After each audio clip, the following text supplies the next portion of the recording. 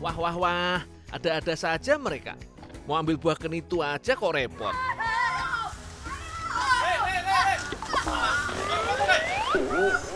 Ngapa rame-rame gini yo?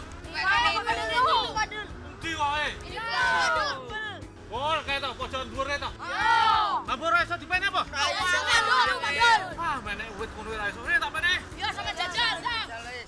Kasian, daripada mereka jatuh, lebih baik aku yang ambil kenitunya.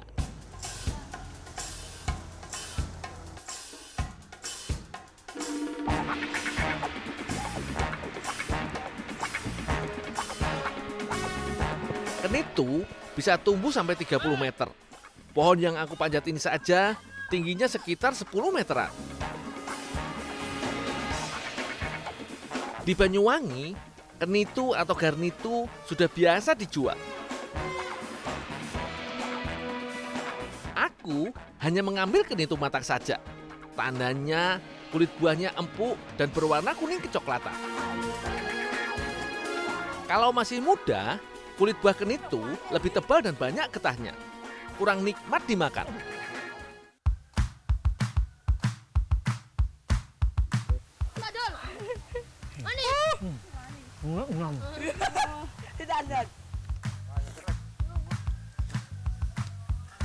Katanya, kenitu bisa dijadikan jajanan.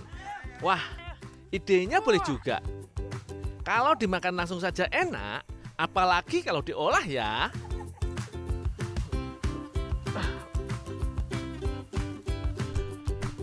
Mbak, ini Mbak kenitunya dapat banyak. Itu banyak, Mbak. Ya makasih, tolong sekalian bantu kupas ya, ini wadahnya. Boleh, coba.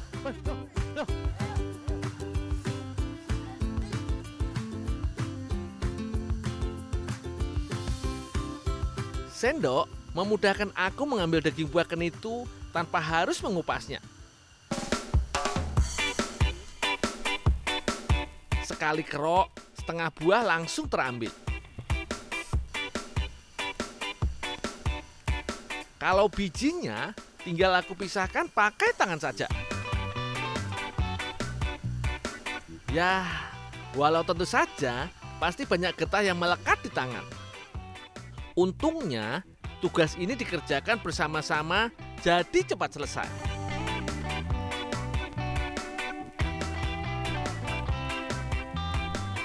Ternyata, Mbak Siska akan membuat kenitu jadi isi kue mochi. Kata Mbak Siska, di negeri asalnya, Jepang, dulu mochi dibuat sebagai hidangan spesial saat mochisuki atau tahun baru di Jepang. Adonan kulitnya dibuat dari campuran tepung ketan, tepung maizena, susu, santan, dan gula pasir. Biasanya sih, kue mochi identik dengan isi kacang dan warna putih. Tapi yang ini pasti spesial.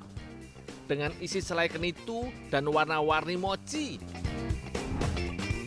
Adonan dikukus selama 20 menit. Tidak bisa langsung diisi karena masih lengket.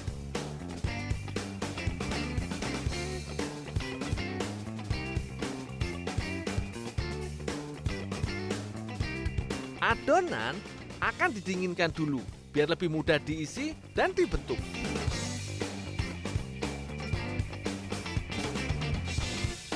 Aku kebagian tugas mengolah kenitu sampai menjadi selai. Ayolah, siapa takut? Sebelum dimasak, daging buah kenitu harus dihancurkan. Kalau tidak mau repot, daging kenitu juga bisa dihaluskan dengan blender. Tapi begini juga tak masalah.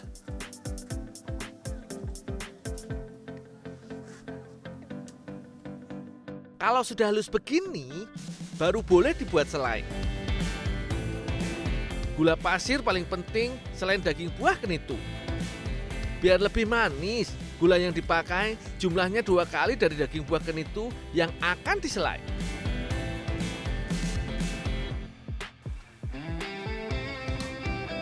Biasanya cuma butuh setengah jam untuk membuat selai.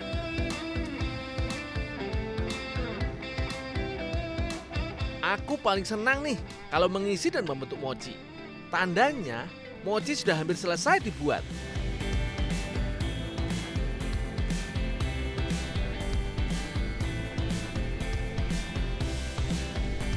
Setelah dibentuk, kue mochi digulirkan ke tepung maizena yang sudah disangrai. Gunanya mencegah kue mochi lengket satu sama lain.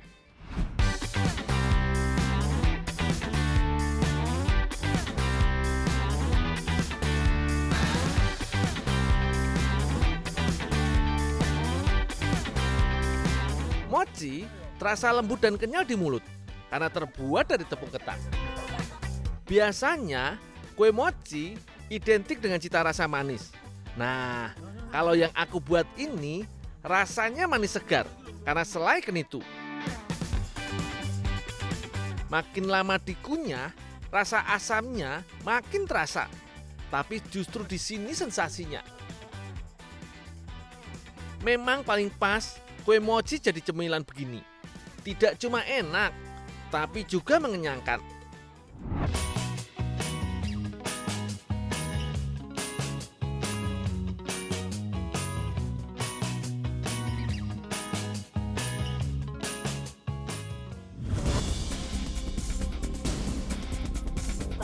Sakit.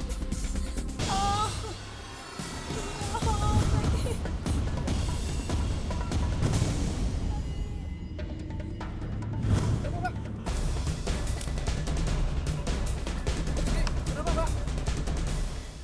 Kenapa, Pak?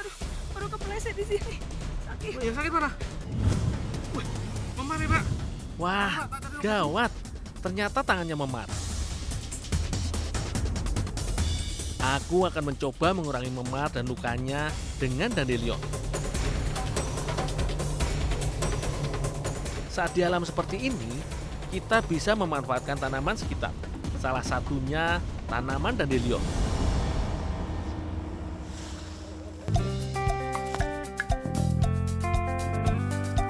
Ini, Pak. Ini bunga sama daun dandelion, Pak. Ini bisa. Dandelion pertama kali digunakan sebagai obat pada abad 10.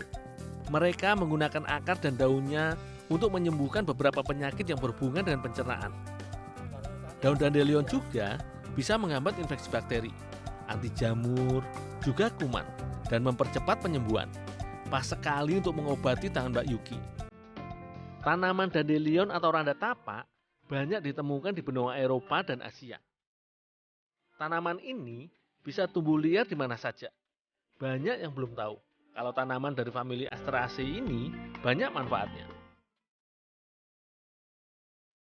Tanaman dandelion hasil petikan biasanya banyak mengandung kotoran. Aku harus mencucinya sebelum mengolah.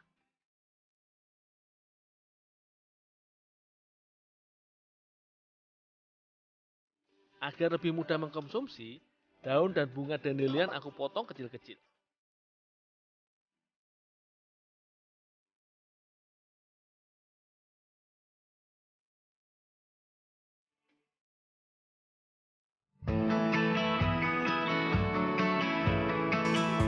Mbak Rizka dan Mbak Yuki membuat adonan kue mangkok dari tepung terigu dan tepung beras.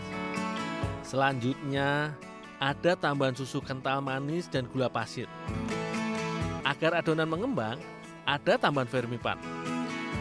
Untuk mempercepat proses pengembangan, adonan ditutup dengan lap sekitar setengah jam. Beginilah hasil adonan kue mangkok yang telah mengembang. Jadi, ini daun dandelion emang bunganya udah saya potong-potong. Makasih ya. Oh, ya. Ini bisa buat topik.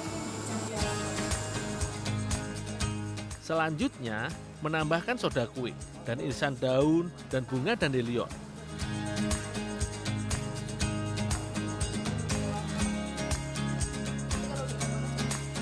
Adonan dibagi menjadi dua dan memberinya warna agar lebih menarik.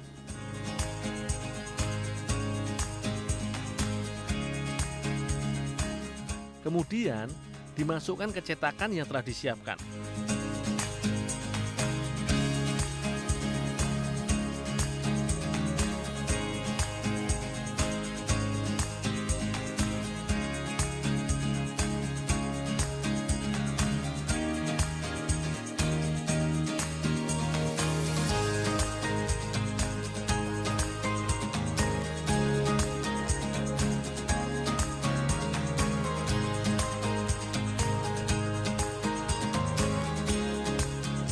Tidak perlu lama untuk mengukus, karena adonan sudah mengembang.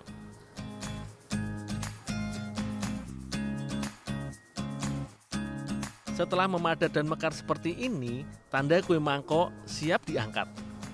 Bentuknya lebih cantik dengan tambahan daun dan bunga dandelion. Rasanya tidak perlu diragukan lagi, apalagi kandungan gizinya. Kelihatannya hanya tanaman liar, tapi dandelion mengandung banyak beta-karoten dan vitamin C. Zat di dalamnya juga bisa melancarkan sistem pencernaan tubuh, sekaligus meningkatkan nafsu makan.